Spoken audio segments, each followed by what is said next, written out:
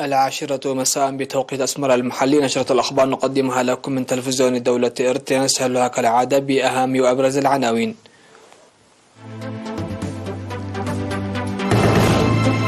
انطلاق هدية الاستقلال من مدينة نوفا.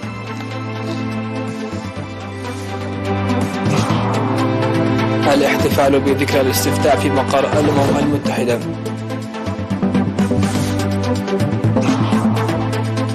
تطور تنمية البساتين في القاشبركم.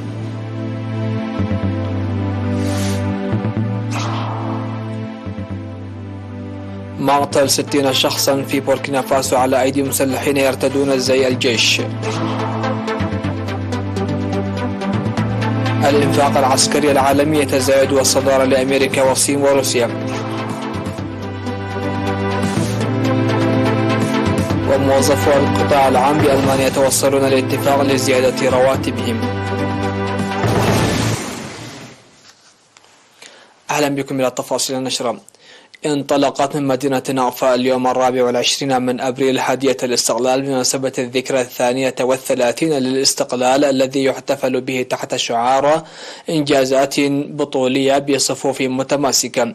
حضر المراسم الرسمية التي جرت في دفاعات نوفا حاكم إقليم شمال البحر الأحمر السيدة أسمرة أبرهة، ومفوض الثقافة والريادة السفير زمدة تخلة، وقائد قيادة القوات الخاصة العميد حدش إفريم، وقائد هيئة أركان القوات البحرية العقيد ملائكة السومرية، ومسؤولون وقادة الجيش ولفيف من سكان مديرية نوفا. وقالت حاكم إقليم شمال البحر الأحمر السيدة أسمرة أبرهة إن الهدف الأساسي لجولة هدية الاستقلال تعريف الأجيال بالقيم والثروة والهوية والإرث والأرض والاستفادة منها والدفاع عنها من جهة، والتعريف بالتاريخ والثقافة والمواقع الهامة في البلاد وتجديد العهد من جهة أخرى، موضحة بأن التراب الذي يقوم بالتجوال تعمد بدم وعظام الشهداء وله مضمون كبير. من جانبها أوضحت مسؤول قسم الثقافة والريادة السيدة زينب عمر أن أرواح الأبطال قدمت من أجل أرض إرتريا وهي أساس صمودنا وتصدينا، وأن المناسبة تذكير لقيام الأجيال بتأمينها والعمل لتنميتها تنفيذا لأمانة الشهداء.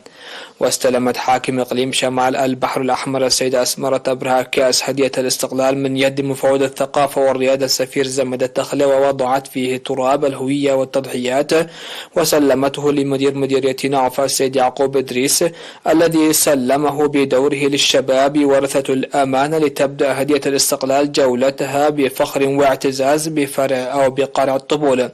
وسيبدأ كأس هدية الاستقلال جولته بمديريتي أدوبحة وقرورة في الإقليم ليقطع مسافة 500 كيلومتر برا و235 كيلومتر جوا و110 كيلومتر بحرا.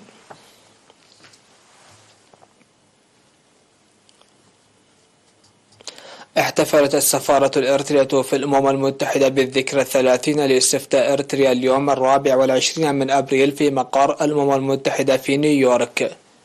حضر الحفل المبعوث الخاص للأمين العام للأمم المتحدة في الاستفتاء اللبناني السيد سمير سنبرة والسفراء ومندوبو الدول والحكومات، حيث ألقيت الكلمات التضامنية.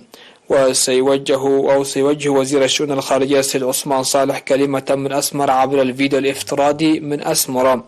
وجرت بالمناسبة اليوم رفع علم إرتريا أمام مبنى الأمم المتحدة بحضور سفيرة إرتريا في الأمم المتحدة السيدة صوفيا تسفماريام وأعضاء السفارة ومسؤولو المنظمة الدولية. وسيعرض فيلم يعكس المشاركة القوية للشعب الإرتري في الداخل والخارج في الاستفتاء الذي نظم قبل 30 سنة من 3 وحتى 25 من أبريل عام 1993. سنقدم تقرير مفصل عن الاحتفال ظهيرة الغد.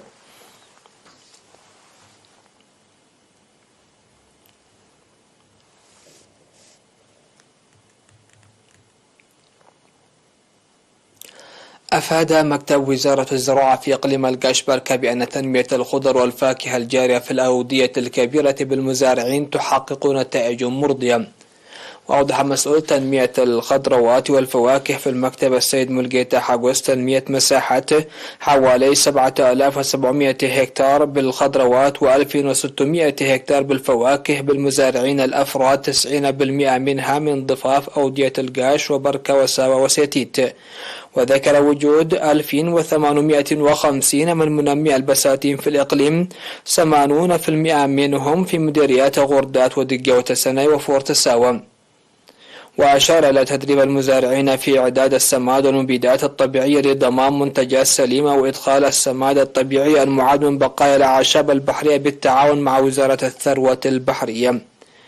وأوضح وجود 8 جمعيات زراعية تعاونية في الإقليم لكنها لم تستطع تنفيذ مهام فاعلة، حيث يستفيد من الإنتاج الزراعي التجار الوسطاء بدلا من استفادة المزارعين والمجتمع، داعيا جميع المعنيين تعزيز المساهمة لتصحيح ذلك.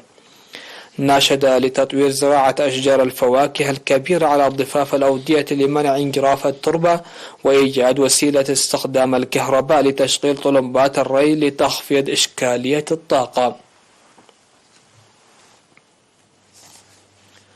أفاد مكتب وزارة الصحة في إقليم عنسبة ارتفاع الفحوصات الطوعية لفيروس HIV خلال السنتين الماضيتين.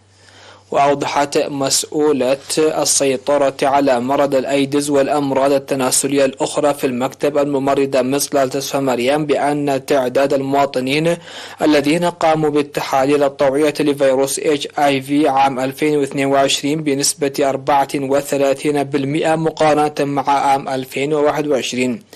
وذكرت بأن الدراسة السنوية التي تجري على مستوى البلاد أظهرت انخفاض الإصابة بالأيدز في إقليم عنسبة، وقد وضعت خطة يجري العمل بها لخفض الإصابة بالأيدز بنسبة 50% والوفيات بالمرض بنسبة 75% حتى عام 2026.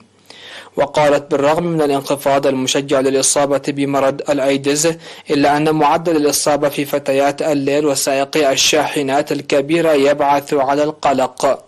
وأشارت إلى أن خلو إصابة المواليد من حاملات فيروس HIV من الفيروس نتاج المتابعة الجيدة للحوامل، موضحة بأن تقديم أدوية الأيدز التي كانت مقتصرة في مستشفى كرن تقدم حاليا في 5 مديريات. ودعت جميع المواطنين لإجراء التحاليل الطوعية لمرض الأيدز للدفع بأنشطة السيطرة الكاملة لمرض الأيدز الذي انخفض في البلاد عامة بنسبة 0.26%. تقوم 4 مراكز بتحاليل HIV بالإضافة إلى 36 مؤسسة صحية في إقليم عنسبة.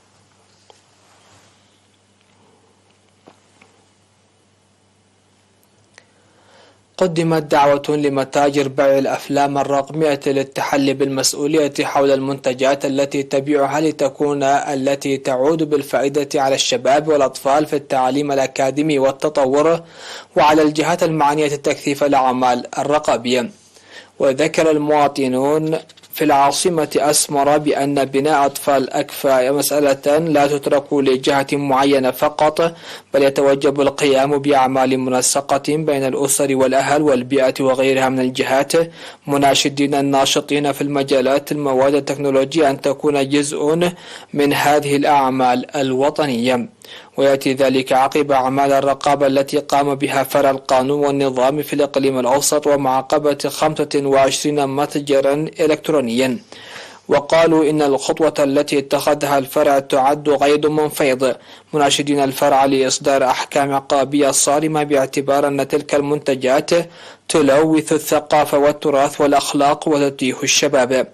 الجدير بالذكر أن فرع القانون والنظام في الإقليم قد عاقب 25 مؤسسة إلكترونية كانت تعمل في توزيع إنتاج الأفلام غير القانونية، حيث غرم كل مؤسسة 10,000 نغفة وقام بإغلاقها لمدة شهر واحد.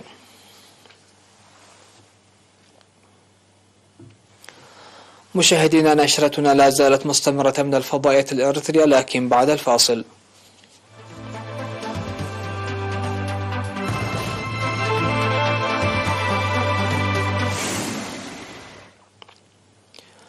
أهلا بكم. على الصعيد العالمي، أعلن مسؤولون في جيش بوركينا فاسو معتقل 60 شخصا على أيدي مسلحين يرتدون زي الجيش. يذكر أن أصدرت السلطات الانتقالية في بوركينا فاسو مرسوما يقضي بالتعبئة العامة بغية إعطاء الدولة كل الوسائل اللازمة لمواجهة الهجمات الإرهابية التي تشهدها البلاد. وجاء في بيان الرئاسة نشر عقب اجتماع لمجلس الوزراء أن المرسوم يتعلق خصوصا بإعطاء إطار قانوني لجميع التدابير التي يتعين اتخاذها للتعامل مع الوضع الذي تشهده بوركينا فاسو. وتشن المجموعات عمليات منتظمة عسكرية، ويقدر عدد مقاتلي المجموعة بنحو 20,000 يتوزعون في مناطق مختلفة في شمال ووسط مالي.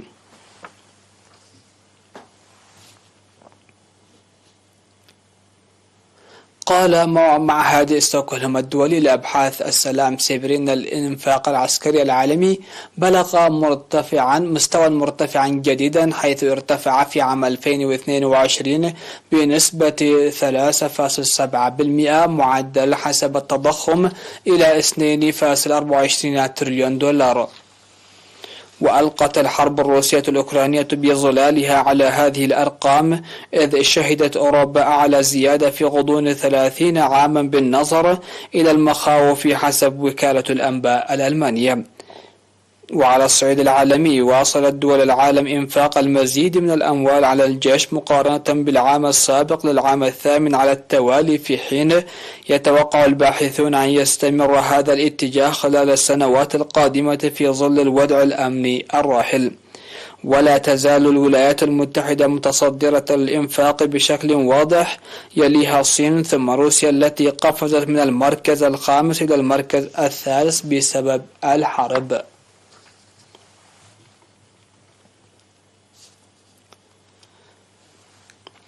توصل العاملون في القطاع العام بألمانيا إلى اتفاق مع الحكومة لزيادة رواتبهم بنسبة 5.5% عقب محادثات، مما يخفف من احتمالية حدوث مزيد من الاضطرابات.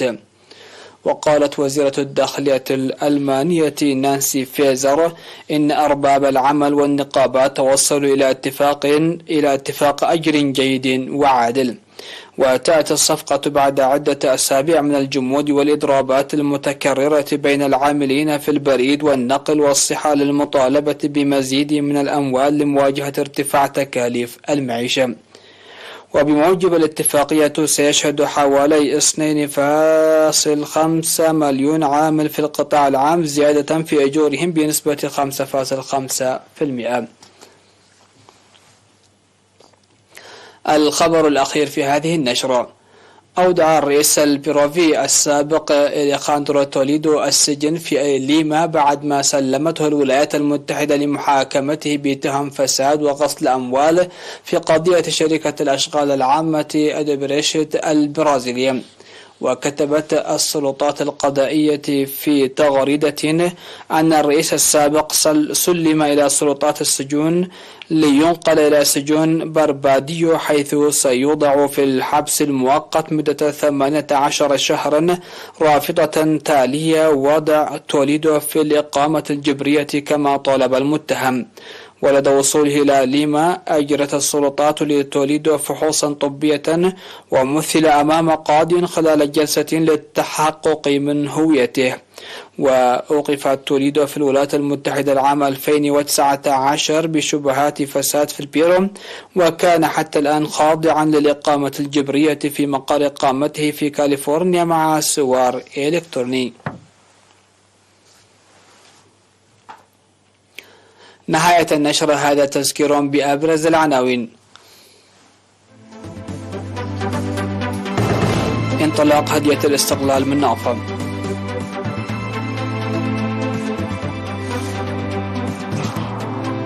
الاحتفال بذكرى الاستفتاء في مقر الأمم المتحدة. تطور تنمية البساتين في القشبركة.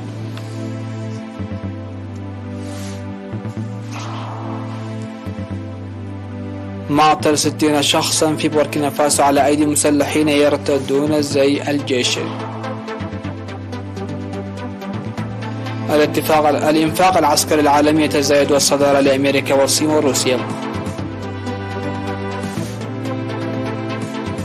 وموظفو القطاع العام بألمانيا يتوصلون لاتفاق لزيادة رواتبهم. انتهت النشرة. شكرا لحسن الاستماع والمتابعة، والسلام عليكم ورحمة الله.